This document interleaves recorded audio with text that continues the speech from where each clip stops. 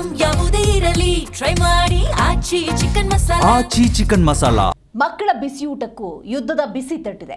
ಹೌದು, ಬಹಳ ಮುಖ್ಯವಾಗಿ ಆಗ್ತಿರುವಂತಹ ಬೆಳವಣಿಗೆಯನ್ನು ನೋಡೋದಾದ್ರೆ ನೀವು ಗಮನಿಸಬಹುದು. ಇರಾನ್ ಇಸ್ರೇಲ್ ಅಮೆರಿಕಾದ ಯುದ್ಧದ ಸನ್ನಿವೇಶದಲ್ಲಿ ಬಹಳಷ್ಟು ಸಮಸ್ಯೆಯನ್ನ ಭಾರತ, ಅದರಲ್ಲೂ ವಿಶೇಷವಾಗಿ ಕರ್ನಾಟಕದ ನಗರ ಪ್ರದೇಶಗಳು ಎದುರಿಸ್ತಾ ಇದ್ದಾವೆ. ಜಿಬಿಎ ವ್ಯಾಪ್ತಿಯ ಶಾಲೆಗಳಲ್ಲಿ ಬಿಸಿಯೂಟಕ್ಕೆ ಸಮಸ್ಯೆ ಉಂಟಾಗಿದೆ. ಬಿಸಿಯೂಟ ತಯಾರಿಕಾ ಕೇಂದ್ರದಲ್ಲಿ ಗ್ಯಾಸ್ನ ಕೊರತೆ ಉಂಟಾಗಿದೆ. ಅನ್ಯ ಮಾರ್ಗವಿಲ್ಲದೆ ಪರದಾಡುವಂತಹ ಪರಿಸ್ಥಿತಿ ನಿರ್ಮಾಣವಾಗಿದೆ. ಹೌದು, ಪ್ರತಿದಿನ 24,000 ಮಕ್ಕಳಿಗೆ ಮಧ್ಯಾಹ್ನದ ಬಿಸಿಯೂಟವನ್ನು ಒದಗಿಸಬೇಕಾಗಿದೆ. ಮಕ್ಕಳಿಗೆ ಮಧ್ಯಾಹ್ನದ ಬಿಸಿಯೂಟ ಕಲ್ಪಿಸುವ ಜಿಬಿಎ ಈಗ ಗ್ಯಾಸ್ ಟ್ರಬಲ್ಗೆ ಒಳಗಾಗಿದೆ. ಬಿಸಿಯೂಟವನ್ನೇ ಅಷ್ಟು ಮಕ್ಕಳು ಮೆಚ್ಚಿಕೊಂಡಿದ್ದಾರೆ ಅಥವಾ ನಂಬಿಕೊಂಡಿದ್ದಾರೆ.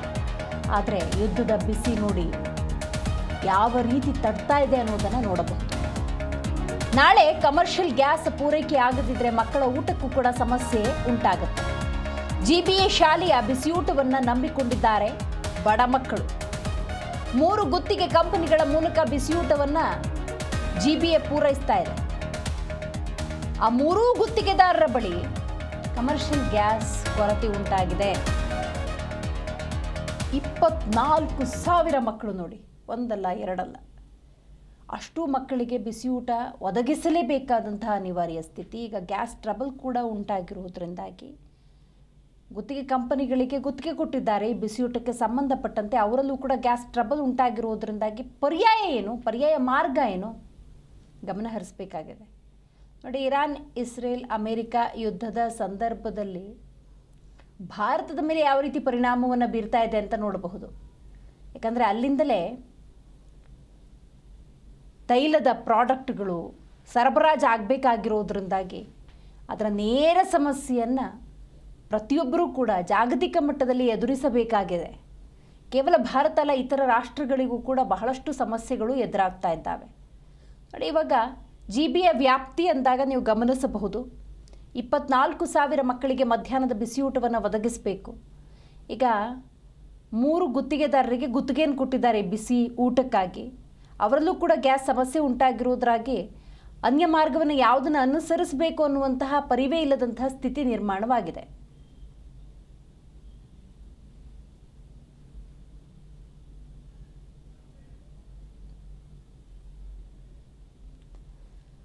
ಇಪ್ಪತ್ನಾಲ್ಕು 24,000 ಬಡ ವಿದ್ಯಾರ್ಥಿಗಳು, ಬಡ ಮಕ್ಕಳು ಆ ಬಿಸಿಯೂಟವನ್ನು ನೆಚ್ಚಿಕೊಂಡಿದ್ದಾರೆ.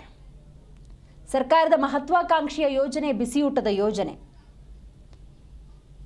ಈ ಬಿಸಿಯೂಟ ಯೋಜನೆಗೂ ಕೂಡ ಸಿಲಿಂಡರ್ನ ಟ್ರಬಲ್ ಅಥವಾ ತೊಂದರೆ ಅನ್ನೋದು ಎಷ್ಟರ ಮಟ್ಟಿಗೆ ತೊಂದರೆಯನ್ನು ಉಂಟು ಮಾಡ್ತಿದೆ ಅನ್ನೋದನ್ನು ನೋಡಬಹುದು.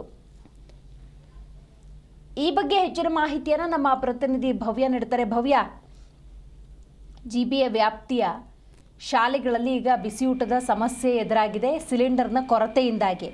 ಈಗ 3 ಗುತ್ತಿಗೆದಾರರಿಗೆ ಗ್ಯಾಸ್ ಟ್ರಬಲ್ ಇರೋದ್ರಿಂದಾಗಿ ಪರ್ಯಾಯ ಮಾರ್ಗ ಏನು, ಅದ್ರ ಬಗ್ಗೆ ಏನಾದರೂ ಚಿಂತನೆಗಳು ನಡೆದಿದೆಯಾ ಅಥವಾ ಸರ್ಕಾರದಿಂದ ಸೂಚನೆ ಏನಾದರೂ ಹೋಗಿದೆಯಾ, ಹೇಗೆ? ದಿವ್ಯಾ, ಸದ್ಯ ಮಕ್ಕಳ ಬಿಸಿಯೂಟಕ್ಕೂ ಇಸ್ರೇಲ್ ಇರಾನ್ ಯುದ್ಧದ ಬಿಸಿ ತಟ್ಟಿದೆ ಅಂತ ಹೇಳ್ಬೋದು. ಗ್ರೇಟರ್ ಬೆಂಗಳೂರು ಪ್ರಾಧಿಕಾರ ವ್ಯಾಪ್ತಿಯ ಶಾಲೆಗಳಲ್ಲಿ ಏನು ಬಿಸಿಯೂಟವನ್ನ ಮಕ್ಕಳಿಗೆ ಮಧ್ಯಾಹ್ನ ಕೊಡ್ತಾರೆ, ಸೊ ಮಕ್ಕಳಿಗೆ ಆಹಾರ ತಯಾರಿಕಾ ಕೇಂದ್ರದಲ್ಲಿ ಕೂಡ ಗ್ಯಾಸ್ ಕೊರತೆ ಉಂಟಾಗಿದೆ. ಪ್ರತಿದಿನ 24,000 ಮಕ್ಕಳಿಗೆ ಮಧ್ಯಾಹ್ನ ಬಿಸಿಯೂಟ ವ್ಯವಸ್ಥೆಯನ್ನ ಜಿಬಿಎ ಮಾಡಿತ್ತು.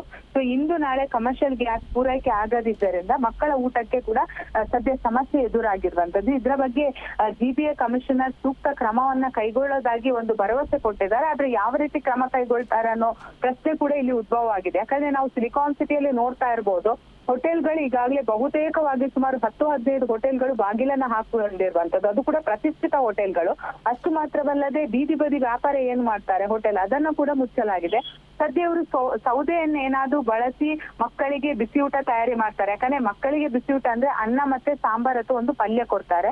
ಸೊ ಇದನ್ನ ಯಾವ ರೀತಿ ತಯಾರಿ ಮಾಡ್ತಾರೆ, ಯಾಕಂದ್ರೆ ಒಂದು ವೇಳೆ ಮಕ್ಕಳಿಗೆ ಊಟ ಕೊಡದೆ ಹೋದ್ರೆ ಮನೆಯಿಂದಲೇ ತರುವಂತಹ ಒಂದು ಕೆಲಸ ಕೂಡ. ಯಾಕಂದ್ರೆ ಇಲ್ಲಿರುವಂತದ್ದು ಬಹುತೇಕ ಬಡ ಮಕ್ಕಳು. ಯಾಕಂದ್ರೆ ಎಲ್ಲರೂ ಕೂಡ ಬೀದಿ ಬದಿ ವ್ಯಾಪಾರ ಮಾಡ್ತಾರೆ ಅಥವಾ ಬೀದಿ ಬದಿ ಗುಡಿಸುವಂತಹ ಪೌರ ಕಾರ್ಮಿಕರ ಮಕ್ಕಳಾಗಿರ್ಬೋದು ಇಲ್ಲಿ ಓದುವಂತದ್ದು. ಸೊ ಮಧ್ಯಾಹ್ನದ ಊಟ ಅವ್ರಿಗೆ ಇಲ್ಲದೆ ಹೋದ್ರೆ ಇವರು ಕೆಲಸಕ್ಕೆ ಹೋದಾಗ ಮಕ್ಕಳಿಗೆ ಊಟ ಇಲ್ಲದ ಪರಿಸ್ಥಿತಿ ಕೂಡ ನಿರ್ಮಾಣ ಆಗುತ್ತೆ.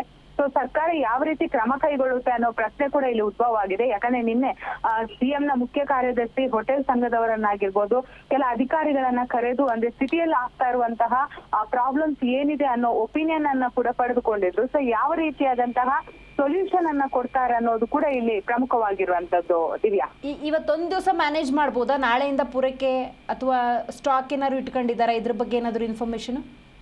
ಇಲ್ಲ, ಈಗಾಗಲೇ 3 ಗುತ್ತಿಗೆದಾರರ ಬಳಿಯೂ ಕೂಡ ಕಮರ್ಷಿಯಲ್ ಗ್ಯಾಸ್ ಕೊರತೆ ಉಂಟಾಗಿದೆ ಅಂತ ಇವರು ಜಿಬಿಎಗೆ ಬರೆದಂತಹ ಪತ್ರದಲ್ಲಿ ಉಲ್ಲೇಖ ಮಾಡಿದ್ದಾರೆ. ಸೊ ಇದನ್ನ ಗುತ್ತಿಗೆ ಆಧಾರದ ಮೇಲೆ ಕೊಟ್ಟಿದ್ರು. ಸೊ ಹೀಗಾಗಿ 3 ಗುತ್ತಿಗೆದಾರರು ಕೂಡ ನಮ್ಮಲ್ಲಿ ಕಮರ್ಷಿಯಲ್ ಗ್ಯಾಸ್ ಕೊರತೆ ಉಂಟಾಗಿದೆ, ತಕ್ಷಣ ಇದಕ್ಕೆ ಕ್ರಮವನ್ನ ಕೈಗೊಳ್ಳಿ ಅಂತ ಈ ಪತ್ರದಲ್ಲಿ ಉಲ್ಲೇಖ ಮಾಡಿದ್ದಾರೆ. ಆದ್ರೆ ಈಗ ಒಂದು ಕಡೆ ಕಮರ್ಷಿಯಲ್ ಗ್ಯಾಸ್ ಏನಿದೆ ಗೋಡಂಗಳಲ್ಲೇ ಖಾಲಿಯಾಗಿದೆ ಅಂತ ದಾಸ್ತಾನು ಮಾಡೋರು ಹೇಳ್ತಾ ಇರುವಂತದ್ದು.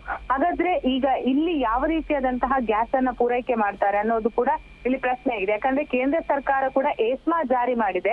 ಯಾರು ಕೂಡ ಈ ರೀತಿ ಅಂದ್ರೆ ವಿನಾಕಾರಣ ಸುಳ್ಳು ಮಾಹಿತಿಯನ್ನ ಹಬ್ಬಾರ್ದು, ಅಂದ್ರೆ ಒಂದು ವೇಳೆ ಗ್ಯಾಸ್ ಗೋಡಮಲ್ಲಿ ಇದ್ದು ಕೂಡ ಇಲ್ಲ ಅಂತ ಹೇಳ್ಬಾರ್ದು ಅಂತ ಕೆಲವೊಂದು ಕಡೆ ಅದೇ ರೀತಿ ಆಗ್ತಾ ಇದೆ. ಯಾಕಂದ್ರೆ ಗೋಡಂಗಳಲ್ಲಿ ಗ್ಯಾಸ್ ಇದ್ರೂ ಕೂಡ 5,000, 6,000, 7,000ಕ್ಕೆಲ್ಲ ಒಂದೊಂದು ಸಿಲಿಂಡರ್ ಅನ್ನ ಕಾಳಸಂತೆಯಲ್ಲಿ ಮಾರಾಟ ಮಾಡ್ತಾ ಇದ್ದಾರೆ. ಸೊ ಎಲ್ಲೋ ಒಂದು ಕಡೆ ಇದನ್ನೇ ಪ್ಲಸ್ ಪಾಯಿಂಟ್ ಆಗಿ ತೆಗೆದುಕೊಂಡು ಮಾಡ್ತಾ ಇದ್ದಾರೆ ಅನ್ನೋ ಪ್ರಶ್ನೆ ಕೂಡ ಇಲ್ಲಿ ಉದ್ಭವ ಆಗಿದೆ.